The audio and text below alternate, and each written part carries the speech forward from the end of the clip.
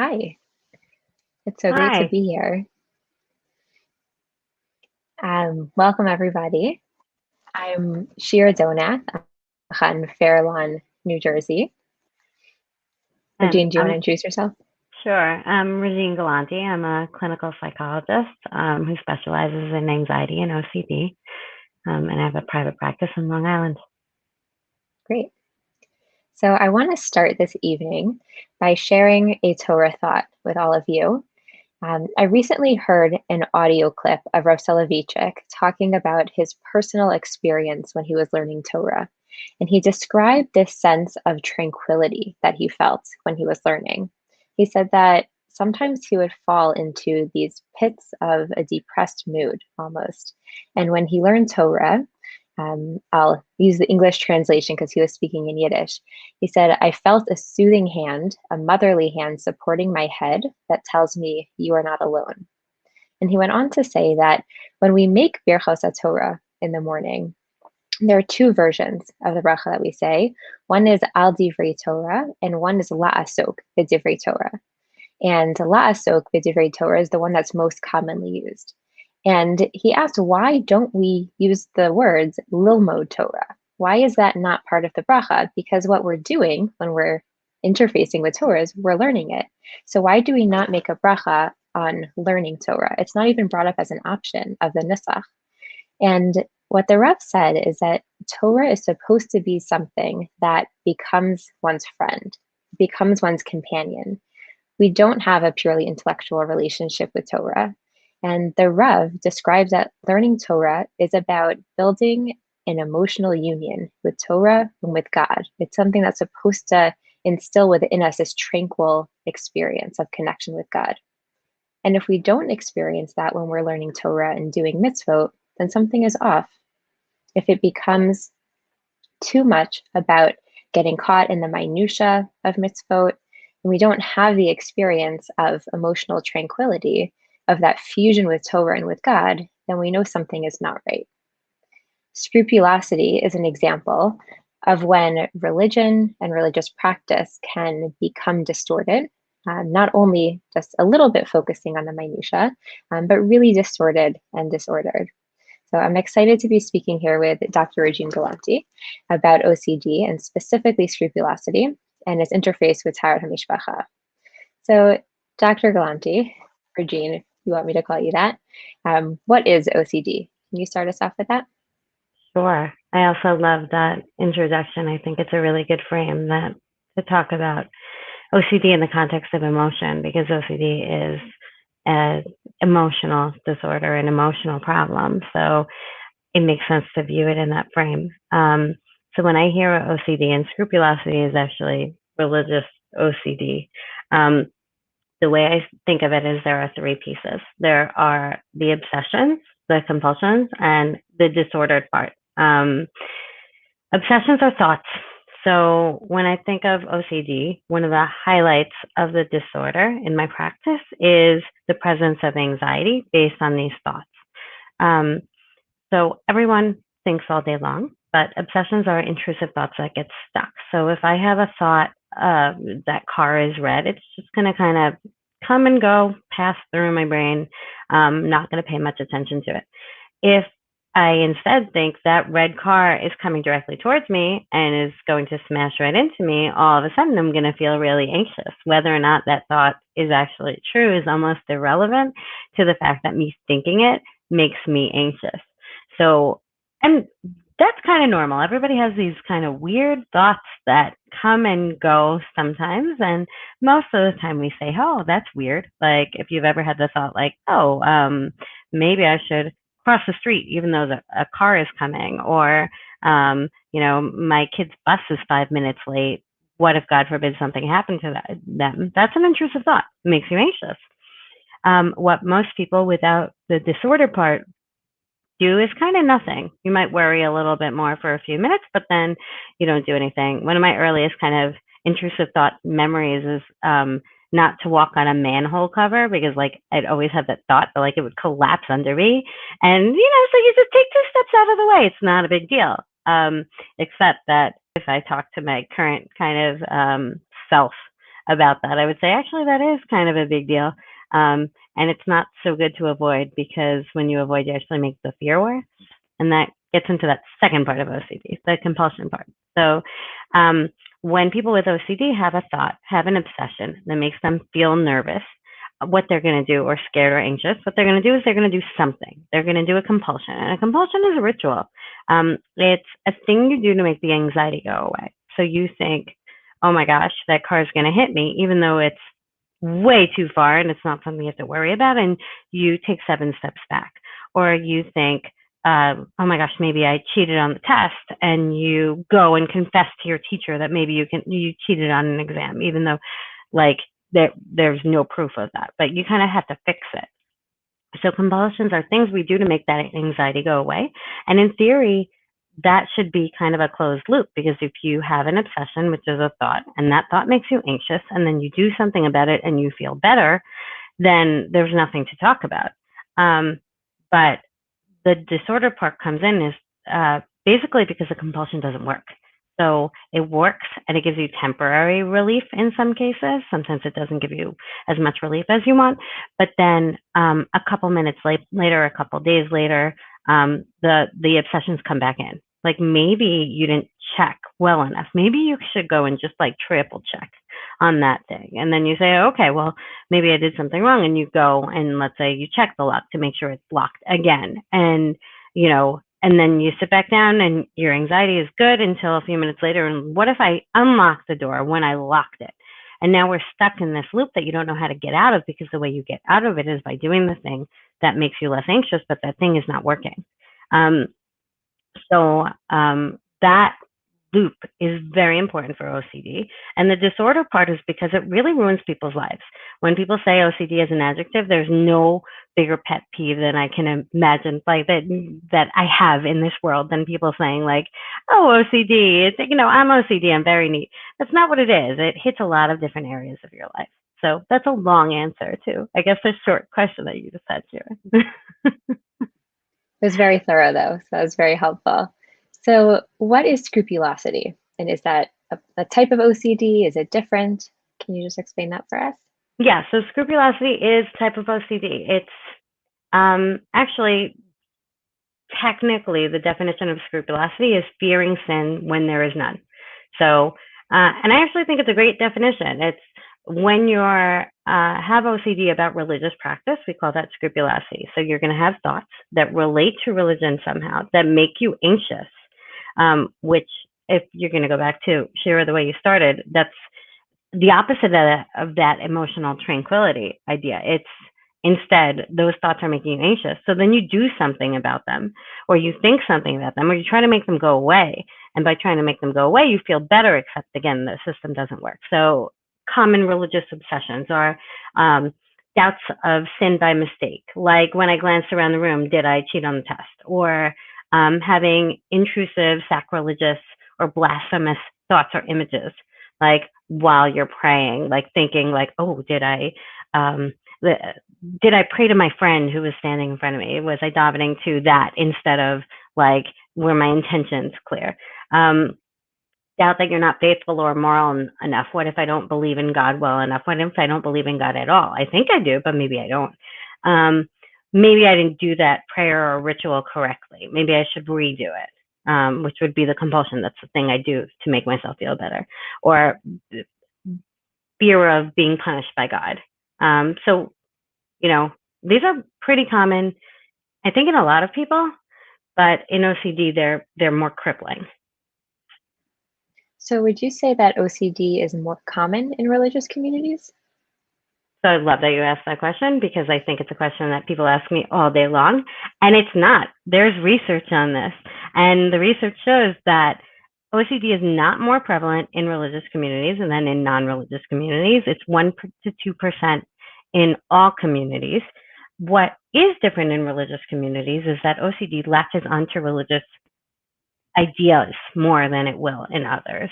So instead of just counting or cleaning or checking, it's counting or cleaning or checking related to religion. So like if you're going to think about cleaning for Pesach, that's cleaning, but it's a religious version of cleaning. So now we're going to focus on, I've treated patients who have never have chametz in their house, because if you have chametz in your house, you have to clean it out, and if you have to clean it out, then your house might not be okay for Pesach. Um, so they take that religious idea and the OCD latches onto it, which makes a lot of sense because OCD, because of the nature of anxiety, latches onto what's important to you, because those are the things that can make you anxious. So if it's really important to you to have faith in a real and that's important to your life, it makes sense that OCD is going to come along and say, hey, you know, I'm going to show up here and I'm going to create doubt. And the way I see OCD is really, it's a doubting disease. So it's going to hit you and say, maybe you don't actually believe that thing that you think you believe. I'm just going to kind of poke holes in it.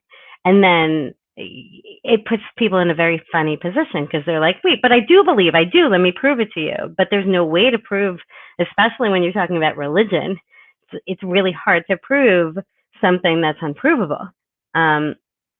So we know it's not more common in religious communities. We also know that OCD in general is hard. It's not. It takes a lot of people a long time to get to the right diagnosis. So especially in religious areas, it is the kind of thing that sometimes gets accidental reinforcement when you're like, oh, look how well that guy davens. He's been at Shemona Esrei for 6 hours. Like, I hear that and my alarm bells go off. I'm like, 6 hours, that's a very long time for someone who's not really like, whose job is not to daven all day. So I look for that. And then one other thing I look for is the marital distress, which I think this is a good opportunity to have this conversation, because often scrupulosity does impact a marriage. So it's getting in the way of a lot of those religious values as well. So these thoughts that you were describing, of these intrusive thoughts related to religion or related to spirituality, how common are they?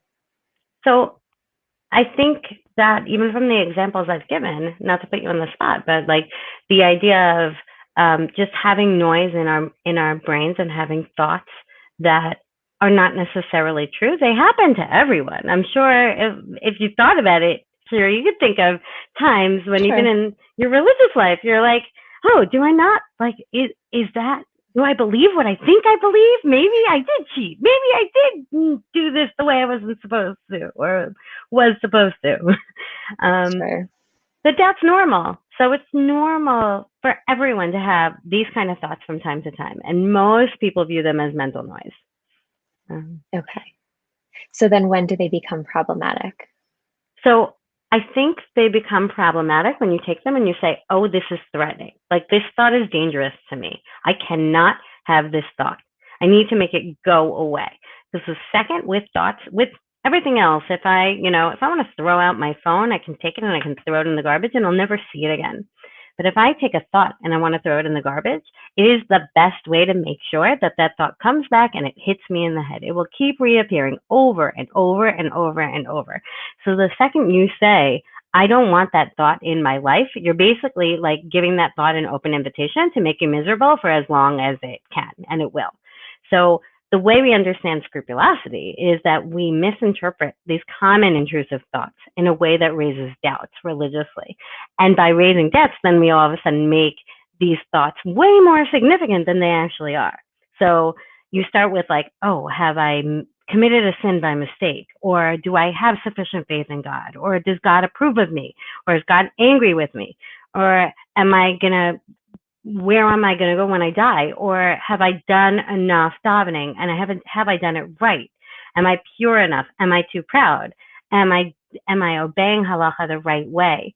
And all these thoughts have roots in religious doctrine, but they get exaggerated when you're talking about OCD. So when you take this all and you try to think what it practically looks like, how does this play out for someone? Can you give us a picture of what this really looks like? So I think you start with that fear of sin or fear of God, which leads to more obsessions. And another facet of OCD that I should mention is there's this intolerance of uncertainty. So you're thinking to yourself, like, did I daven enough? right? And now you're thinking, oh, well, that I can't handle the fact that I might not have davened enough or with enough kavanah. So that leads to a really high level of anxiety. Like I need to know. And the best way to know is to just do more of it, right? Like I should just repeat tefillah then, and then I'll be okay. So you do that compulsion of, let's say, repeating the tefillah or the word, and then you you feel like, okay, now I'm getting to more certainty here, so I'm okay.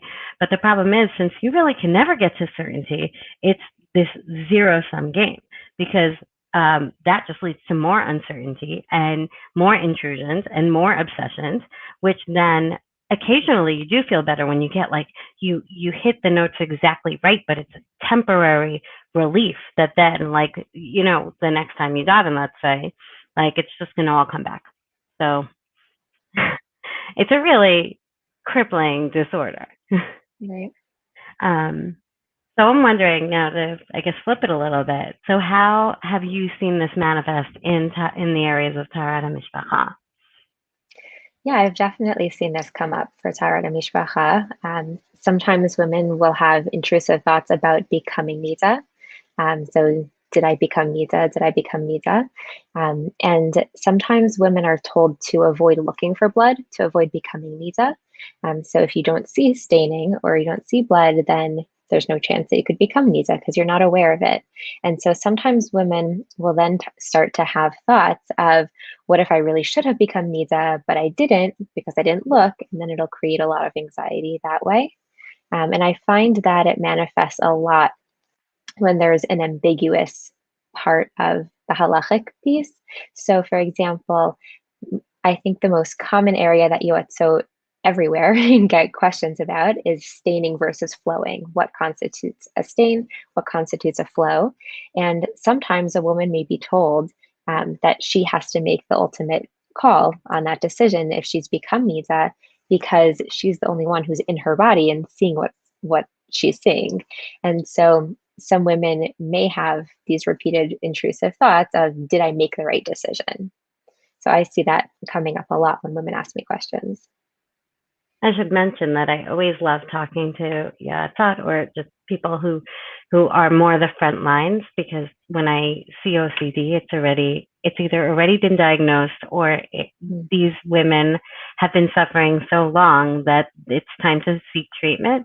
But this is much more like kind of, I guess, in the wild, that Right. you get it way before, let's say, I do. That hearing a situation like that is exactly like, that's an obsession, and it's heartbreaking, because unless Right. you're attuned to it, it sounds like just all women have doubts, like what Right. what is a flow, what is a stain, who knows? But when these kind of thoughts just don't go away, and you're trying to create certainty in a situation where they can't have certainty, Right. um, coupled with people not necessarily knowing that this is OCD and how to treat it or how to Yeah. manage it, even worse, because if you knew how to treat it, would be wonderful, but that's not your job. So, Right.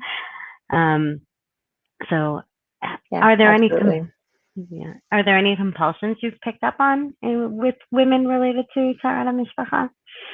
Yeah, I would say that connected to a lot of the doubts that women have about, did I become Nida or should I have become Nida? There's a lot of checking, constantly checking to see if she's bleeding, constantly asking questions about her status. A woman maybe making a call that she has become Nida or that she didn't become Nida, and then days afterwards continuing to ask. I've gotten calls from a woman from a few women, I've gotten these types of calls that say, last week I saw some bleeding, and fill in the blank with the details. Do you think I made the right decision? I've been driving myself crazy with it ever since then. So that constantly asking again and again if that was the right call, that I would view as a compulsion. I've also seen it come up with calculating days properly, whether it's calculating the days before doing a half 6 hour or before going to the mikvah, or in calculating vestot. A lot of women may count over and over again. Um, I've had women who have called me multiple times to recount with them. And knowing what I know now about what to do when this comes up, I know that not counting with them is probably the way to go. But not everyone has that information, and I certainly didn't at the beginning of when I was doing this. Um, Also, doing more bidikot that are necessary. I've had women who have brought me stacks of bidikot, and they said that they knew that probably earlier ones that they did were fine for the hefsek tahara when you're allowed to do more than one, but they wanted it to be completely clean, as opposed to halachically clean, which just means no red on the bidikot cloth. And so then I remind them that you should not do more bidikot than necessary. That's not a higher level of performing this mitzvah. It's actually a problematic thing. You could actually end up cutting yourself, causing yourself some sort of injury by doing more and more bidikot. And that has happened with women who have called me, that they've done way too many bidikot and like way past the point of necessary, and then ended up injuring themselves, and then ended up seeing more bleeding on the bidikot cloth, which made a much more complicated halachic situation. Calculating the precise number of minutes to be in the bath before going to the mikveh, which is not a mitzvah. Just to clarify, that is not something that I advise women to do. Being very exacting about the length of fingernails to make sure that there's no nail that's visible, which is also not necessary, and many other manifestations of this. So I've seen this come up with women who have called me a lot of different times. And I'm wondering what you would say for how you distinguish between normative religious practice and OCD. So I was going to say it can be tricky. I think it's not tricky when you know what to look for. I think it can be tricky when you're first looking at this, but to say it can be tricky actually is false. I think we just need to educate people to know what to look for, because often scrupulous obsessions and compulsions have a basis in conventional religious practices. So initially you see it and you're like, wow, you're really being so careful about this specific mitzvah. But then when you get down to it, you recognize like this is not normally what we see. So the first thing kind of takeaway that I want people to take is that often OCD gets accidental support from other people viewing it as just overzealous religious observance. But it's not across the board. Typically, it's like in very specific facets of behavior.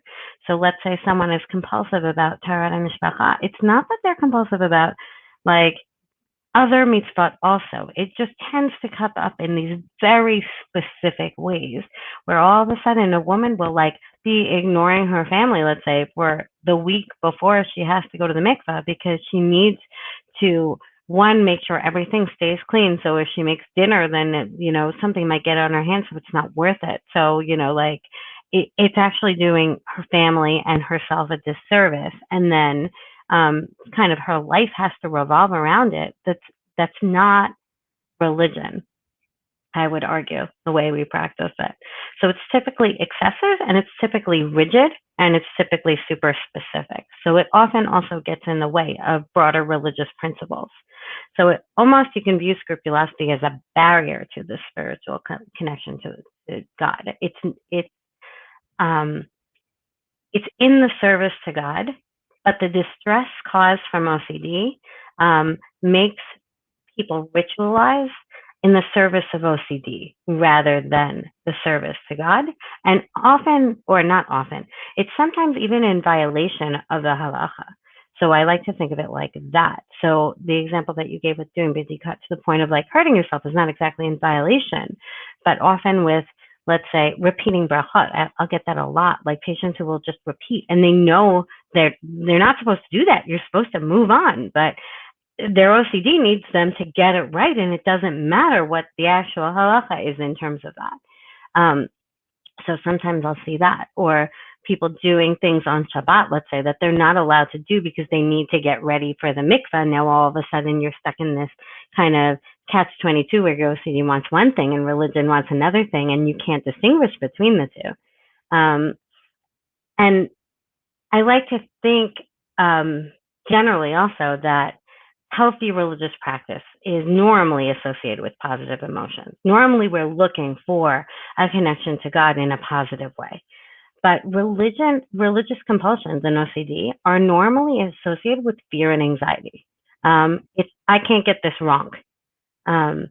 So instead of that moderate, flexible beliefs, like I think you gave the example of like one of the problems for obsessions in Taharat and HaMishpacha is the ambiguity that actually is present in halacha. That ambiguity is there, so you can be flexible. But for women with OCD and men as well, but not normally in the area of Taharat and HaMishpacha, the flexibility is a barrier. It's no, you have to tell me, and even if it's stricter, and even if it means that it's actually going to get in the way of, let's say, my ability to have a child, because I have to be so careful about my checks that even though the person I'm asking is saying, I am okay, I am not okay because my anxiety is so high that if I were to go to the mikveh this night, it would make me too anxious. That's not enough. I'll wait another month. Hopefully it'll work out next month. So scrupulosity is really more about avoiding guilt and severe punishment and avoiding the anxiety. So I look for distress specifically, and I look for functionality. So most people who engage in healthy religious devotion are basically also inoculated against scrupulosity by their faith, by their belief in God. Versus when you have OCD, it's really like God is really punishing. Like your view of God is normally really like, I picture it more like the Greek gods, like ready to throw lightning bolts at you, versus someone flexible who's like, or a flexible situation where you're allowed to make mistakes and be forgiven for them. Mm-hmm. Wow, that makes a lot of sense. It's helpful to just frame this all within the context of Taharat and HaMishpacha, which we're talking about, and just to understand the ins and outs and the behind the scenes, what's going on for someone. Do you have any practical advice for people who are recognizing scrupulous behavior, either in themselves or in others?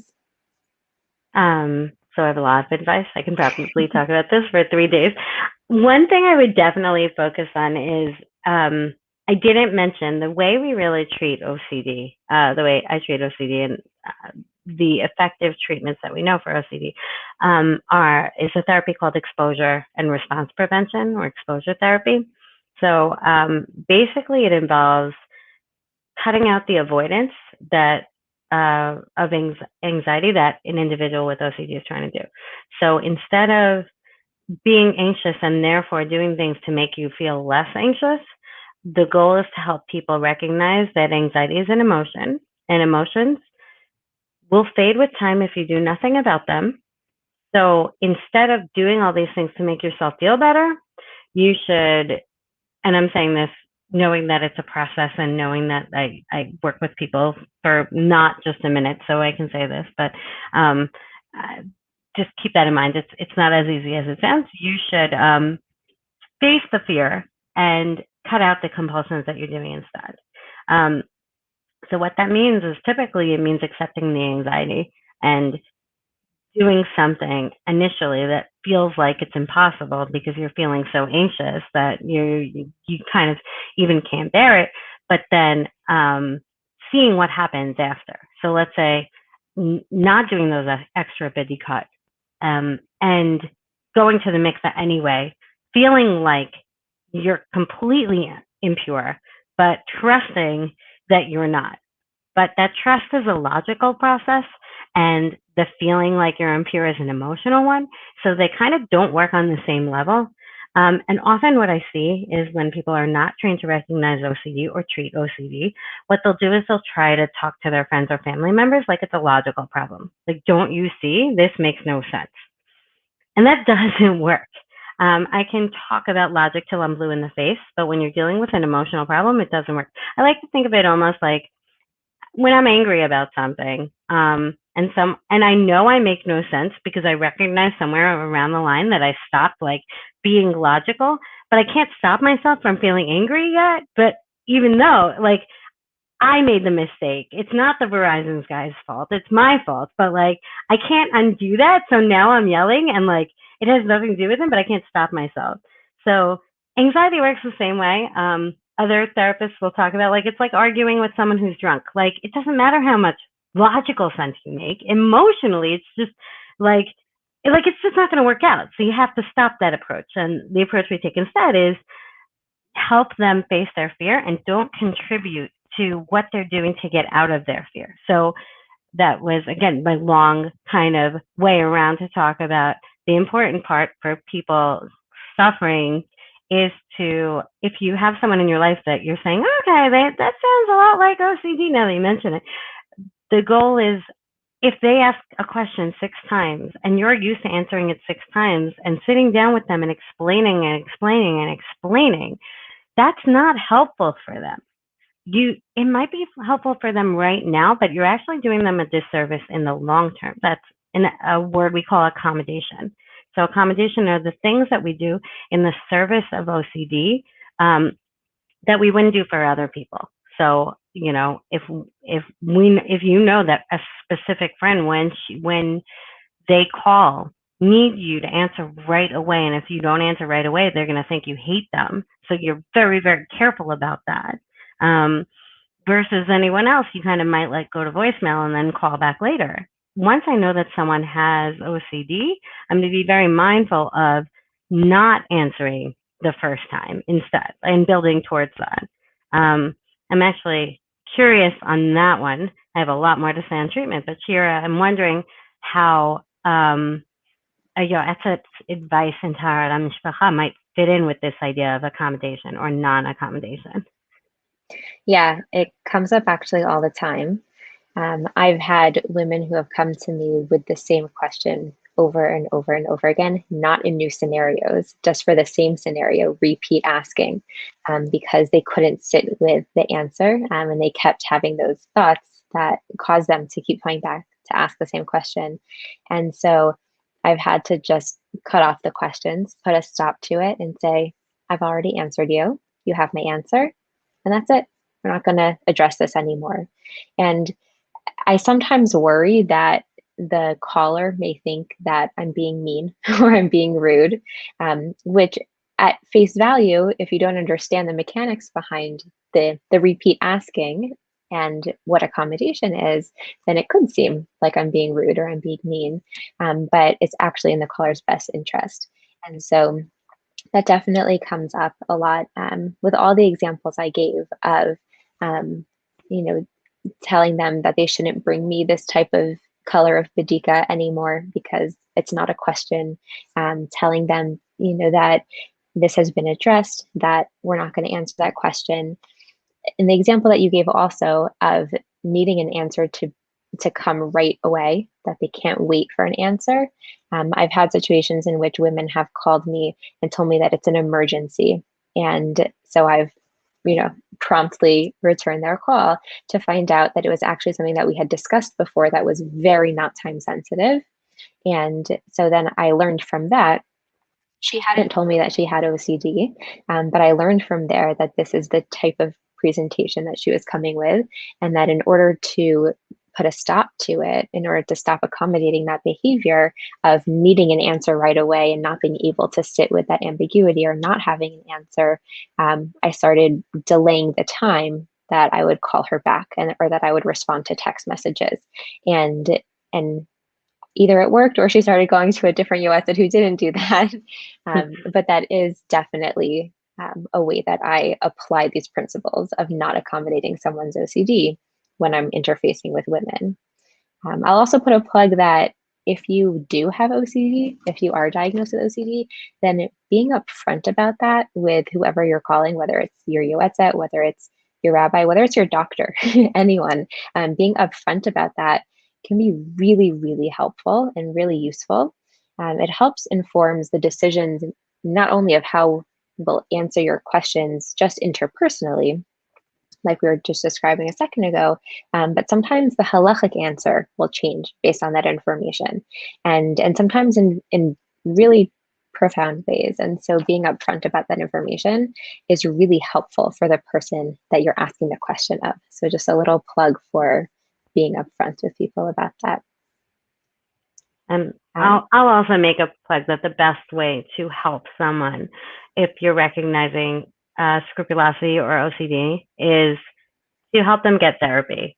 Like exposure and response prevention works for people with OCD, but only if you get it, and not enough people get to the right treatment. And it is a specialized treatment, but it works. It's hard work, but it really takes people from being able to like suffer through their lives to really live their lives to their fullest. And I see a lot of kids and teens, and parents will always ask me like, oh, like they'll come in and I'll diagnose OCD, and they'll be like, oh, but is this going to affect, their future, their marriage, their children? And I'm like, no, because you got to the right place. We're going to be fine. We're going to teach you coping strategies. You're going to learn to face your fear, and you're going to be okay. But if you didn't, then that's where the problems kind of come in.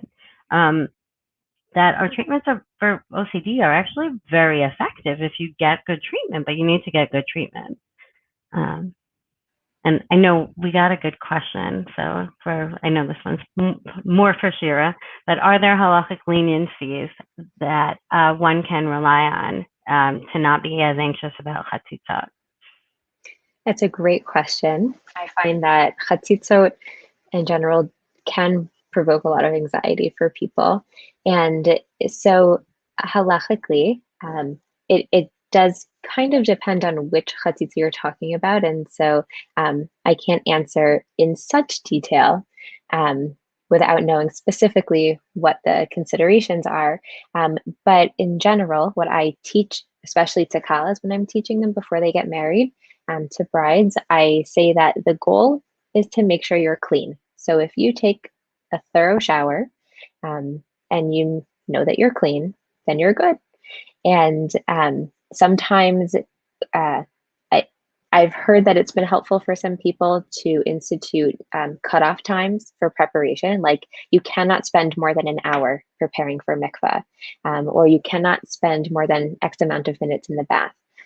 And I'm hesitant to give that to a broad audience because I don't know who will take that and then time in the minutes that they're preparing, which is also not helpful. But if it does become something that is really taxing, you can definitely ask a question. You can reach out to your yoetzet and talk about how to make it less anxiety provoking for you.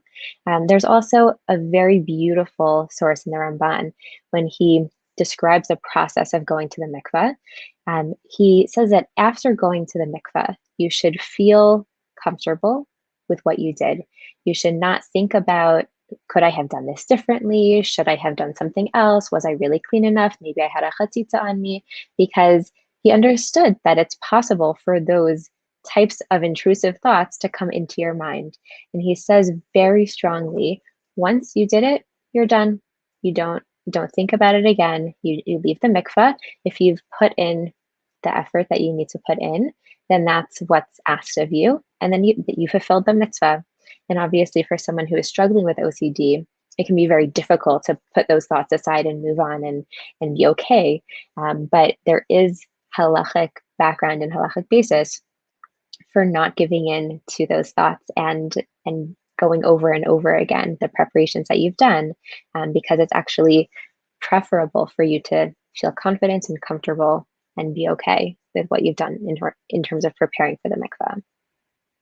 And I would kind of just shift that towards, with OCD, I'm always mindful of words like feel comfortable, don't feel comfortable. Well, we don't go back. We only go forward. So if you feel anxious about it, that's okay, because anxiety is actually an adaptive thing that keeps us alive, right? We don't get hit by cars because we look both ways before we cross the street. Why do we do that? Because we're anxious, and that's good. So like anxiety is this emotion that really keeps us alive, but is malfunctioning in people with OCD. It's not working. You can't trust your feelings because your feelings are telling you, check again. So whenever you feel wrong, doesn't mean you actually are wrong. It means that you feel wrong. So not trusting that, but listening to someone who's going to say, okay, you put in your due diligence, now move on. Doing that is actually exposure. It's actually like you're facing the fear that I did something wrong, but you're trusting the right sources to do what's right and changing kind of behaviorally. I'm a behavior therapist, so it shows up a lot. I like to think about like, what does my behavior need to look like in order to um, for me to be look like I want to look, rather than how am I supposed to feel, how I want to feel, which is an unachievable goal, because I can kind of be stuck in prep forever and ever and ever and ever and ever and ever and ever and never feel good.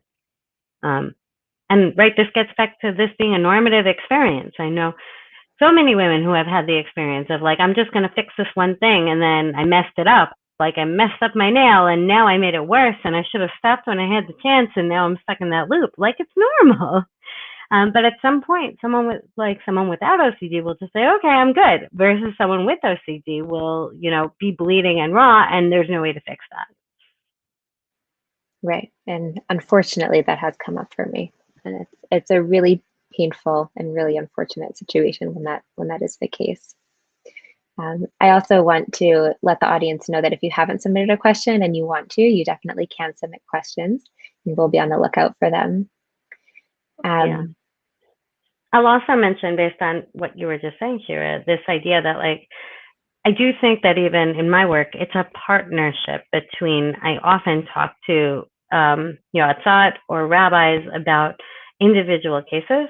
OCD is not a one size fits all disorder at all. So knowing one person with OCD, one person with OCD.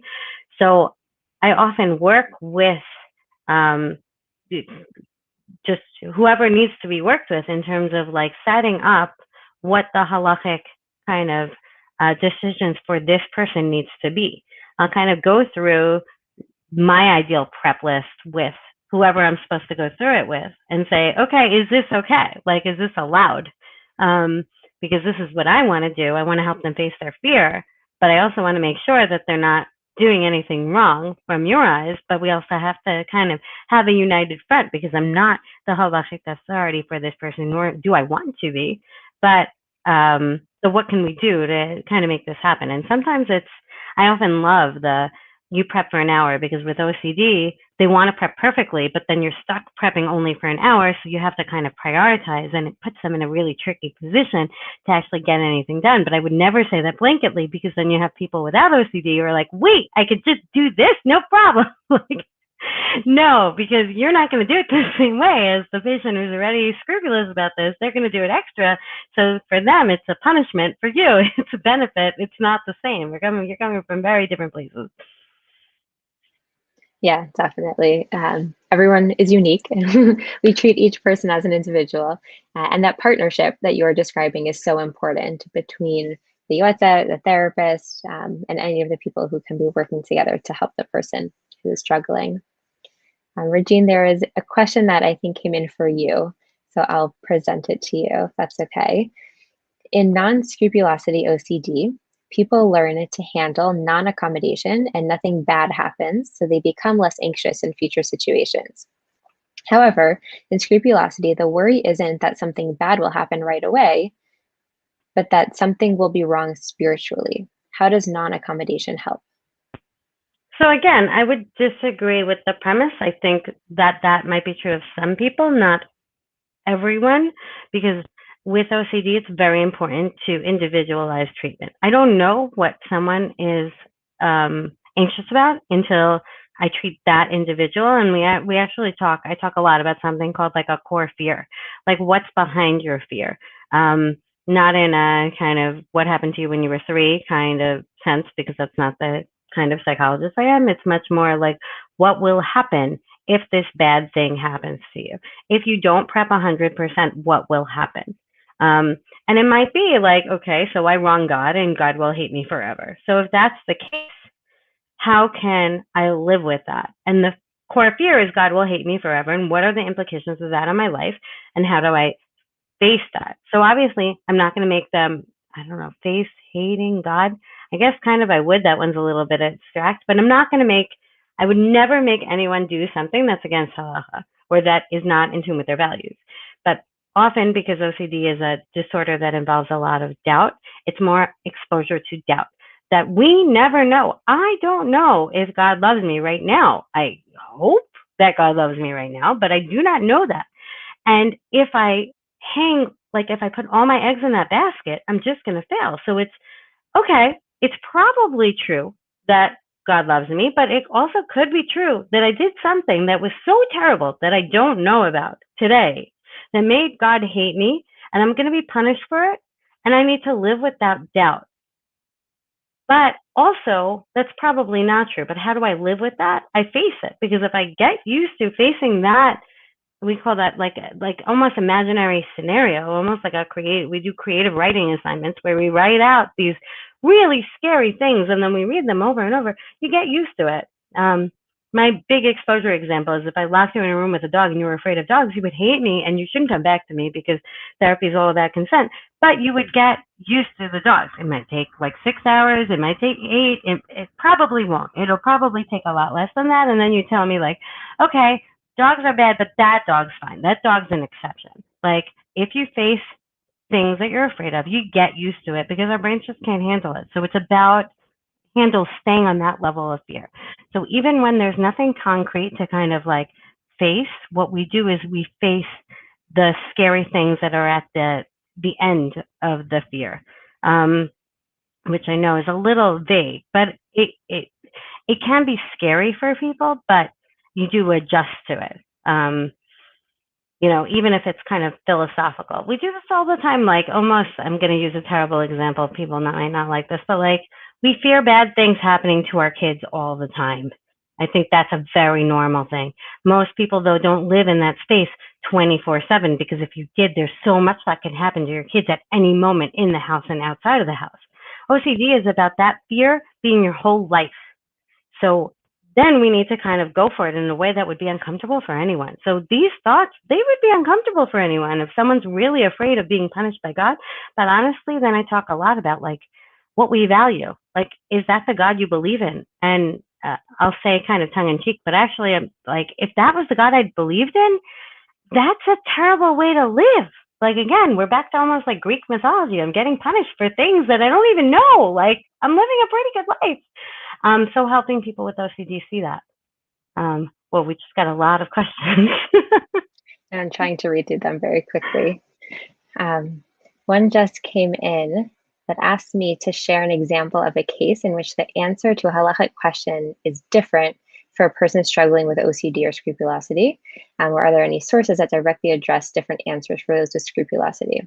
So for this question, I'll actually give an example of a case I had in which a woman who asked me questions would sometimes bring stacks of Vijiko and say, I know they're all red, I know they're bad, but like you told me when you were teaching me Kala classes that I should just always ask, every time I think it might be bad, I should ask you anyways. And so, which is not exactly what I say in Kala classes, but that was the message that she heard. And so when I looked through these Vijiko, almost always they were totally fine colors, like not remotely close to red. It would be sometimes clear, sometimes yellow, sometimes tan, which are totally fine halachically to see on a vizika cloth. And this would happen month after month after month, that she would show me colors that she said in her mind were 100% problematic. There was no doubt in her mind that they were red, but she was showing them to me anyways. And this same woman then called me a couple months later and said that she was sure that she saw a red stain on the inside of her thigh, and it was bigger than a penny. But she wiped it away and threw the toilet paper in the toilet, and so she no longer had the color to show me. And she wanted to know if she was Nita. So if someone calls me and they say that they saw a red stain on the inside of their thigh that was bigger than a penny, classically, that would be something that would make a woman nida. For this woman, she had come to me so many times previously and said that she was sure the color was red when it was absolutely not even close to red, that I didn't know if I could trust her her description of the color. And so I called a posek and discussed it with him at length. And he actually said in this situation that she had almost given up her ability to um, like, in halachic terminology, it's like to testify what the color is, but she had given up her ability to describe colors accurately. She had forfeited it, not given it up. That's a little bit different in terms of meaning. But I couldn't rely on her accounting of what she saw, and so he actually said that we could be makel and not consider her nida. And so that was a case in which it was makel for her, considering the circumstances. But I've also had a number of other times in which we had to be more machmir. And so each case has to be addressed very individually and with consultation with poskim and understanding really what's going on for this individual person. But it definitely is something that can impact halachically. I love that example too, because there's this idea that we have in OCD, we call it the gun test. It's like if I held a gun to your head and I asked you that question, what would your answer be? Or like in Scrupulosity, it's sometimes called the McDonald's cheeseburger test. It's like, is this equivalent to eating a cheeseburger at McDonald's? And asking that question sometimes, probably not in the case that you described, helps people distinguish between their emotional response to something and their logical response. Like the fact that this woman is asking these questions tells you something, because honestly, if a woman without OCD asks that question, you're like, why are you asking? You clearly know the halacha. Like, sorry, you're in nida. There's not a question. But she's asking because somewhere she knows emotionally that it doesn't fit with what she's actually seeing. So she's asking because she probably knows it's okay. Even though she kind of wants you to tell you that it's not okay because it's not okay. Like, so it's a tricky situation, but I like that way of distinguishing between emotion and logic. Mm-hmm. I got another question that I think is probably for both of us, or I think we could both have something to say. What suggestions do you have for mikveh attendants who may encounter people with OCD and potentially trigger them with questions about how much they've prepared, how deep their dunks are, et cetera, et cetera? How should a person with OCD communicate that the mikveh attendant without being needlessly vulnerable? So I love this question because I actually think it's a broader question. I think that there's a lot of situations where mikveh attendance can accidentally be triggering. And I honestly think that part of the answer is with women being more assertive about like, this is what I do, and like accepting, again, this is the exposure therapist in me, accepting that the mikveh lady might or might not judge you for that, and that's okay because you need to do what's right for you no matter what. So I'm Sephardi, so often I have this. I'm like, sorry, this is what I do. And they look at me like, what? That's what you do? Yep, that's what I do. Just because you have OCD and you're kind of going in knowing that like this is a big weight on your shoulder doesn't mean that they have a right to that information. So you going in and saying like, nope, I did what I needed to do, and please don't ask me any questions. That's okay, even if you're a little standoffish. Shira, I'm wondering if you have anything to say on that. Yeah. For mikveh attendants, if you see a woman who is not coming out of the preparation room because she's not okay with the amount of preparation that she's done, whether she's repeating it or doing it for way too long, or if you have a woman who will repeat dunks over and over again, even though you said kosher, that can be an indication to you that a woman has OCD. And I would say that try to be on the lookout for it, because somebody with OCD likely won't come into the mikveh and say, I have OCD, so like know how to deal with me. Usually they don't say that, just like most women coming into the mikveh don't usually announce very personal things about themselves or identify themselves in a way that the mikveh lady doesn't already know them. So I would say try to be on the lookout for it. And if you see someone who is displaying these types of behaviors, try to utilize the advice that Regine has shared of not accommodating. So if a woman continues to dunk after you've said kosher and and she keeps doing it, and it's not from a min hug that she has, it's just because she wasn't okay with it, you can cut it off. You can say, okay, you finished your number of dunks. Now I'm moving on to the next person, or the mikvah's closing for tonight, or whatever you have to do to kind of wrap it up and guide her out of there.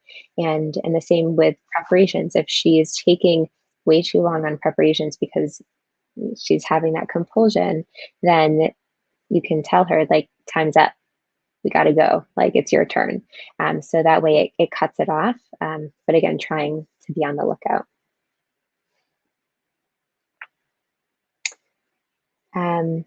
Okay, there's another question that came in. Regine, were there any questions that you specifically wanted to answer? Well, I noticed there was a couple questions about kala classes and making sure women don't develop compulsions. And when I get questions like that, I'm like, let me go back to the way I explained OCD. You don't necessarily have to worry about a kala developing OCD if a kala did not have an anxiety disorder before. If she only develops OCD in the area of Taharat HaMishpacha, she probably had it in some undiagnosed area beforehand. It normally comes out in people's teens. So, like, chances are it's not only coming out there. That being said, I'm sure there are things that Yoatzat or like Yoatzat can do in kala classes to make women more aware that this is not the way they're supposed to be treating the halacha, and like being mindful of the, like, knowing the individual woman that you're talking to and saying, okay, this is not someone that it will be helpful for to harp on specific details with, because they will take that and they will think that that is what I need to do. But I don't think you have to worry about bringing out OCD in someone in this area, because OCD is a disorder. That's an anxiety, like, it's an anxiety disorder, and it latches on to religious area. That is just another sign that this person should seek treatment. Yeah, definitely. And sometimes people ask if there are people who specialize in OCD or anxiety when they're teaching. Somebody actually asked a question similar to this. So there are yoatzot who are more knowledgeable in OCD or anxiety. And there also are other trained kala teachers. Nishmat has trained kala teachers other than yoatzot who also have backgrounds in psychology and other fields that in which they can be really knowledgeable about how to teach someone with anxiety or OCD. And so you can definitely reach out to any of the yoatzot or to Nishmat on the website and ask if they can refer you to someone who can specialize in treating, in teaching someone with OCD or anxiety. Finding someone who is a good fit for you, no matter what your background is and no matter what it is that you specifically want a match for, is really important. Oh, I'm very glad we got to have this conversation, and Yeah. I hope that you all learned something that you didn't know before. And yeah. Regine, this was so nice. Thank you for joining me for this conversation. My pleasure.